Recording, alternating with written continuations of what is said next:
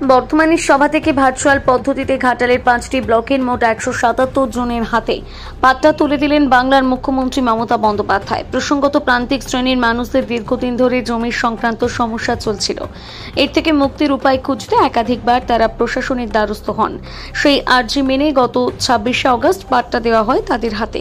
ওই 5টি ব্লকের মধ্যে দাসপুর 2 নম্বর ব্লকের অন্তর্গত খুকুরদহ গ্রাম পঞ্চায়েতের জগন্নাথপুর গ্রামে একই পরিবারে বাবা ও ছেলেকে তুলে দেওয়া হয় জমির পাট্টা, যা এক প্রকার ভূমিহীন। বাবা ও ছেলে বর্তমানে এখন নিজের ভিটেটুকু পেয়ে অত্যন্ত খুশি।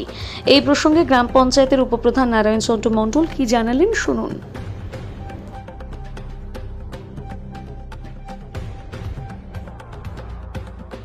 পক্ষ থেকে খুব খুশি। আমাদের মুখ্যমন্ত্রী, মাননীয় মুখ্যমন্ত্রী, উনি গরিবের জন্য ভাবেন, গরিবের পাশে আছেন। সেই কারণেই আমাদের ঘাটাল মহকুমার মধ্যে 5টা ব্লকের দাসপুর 2 নম্বর ব্লকে খুকুরদহ গ্রাম পঞ্চায়েতের জগন্নাথপুর গ্রামে অর্জুন রুই দাস এবং উত্তম রুই দাসকে পাট্টা দিয়েছেন 2 ডিসিমেল করে। তো আমাদের খুকুরদহ গ্রাম পঞ্চায়েতের পক্ষ থেকে অনেক অনেক শুভেচ্ছা, অভিনন্দন এবং প্রণাম জানাই। আমরাও ওনার যে অনুগামী, আমরা অত্যন্ত খুশি। কতদিন আগে আবেদন জানিয়েছিলেন? আবেদন অনেক দিন জায়গার সমস্যা ছিল আপনাদের? হ্যাঁ, নিজেদের আয়ত্ত জায়গা নেই। না,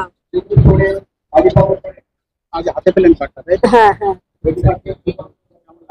না, ভালো ভালোই আছে। পাট্টা দিয়ে খুব পেয়ে আনন্দ পেলাম। আনন্দ পেয়েছি। হ্যাঁ, কি নাম আপনার?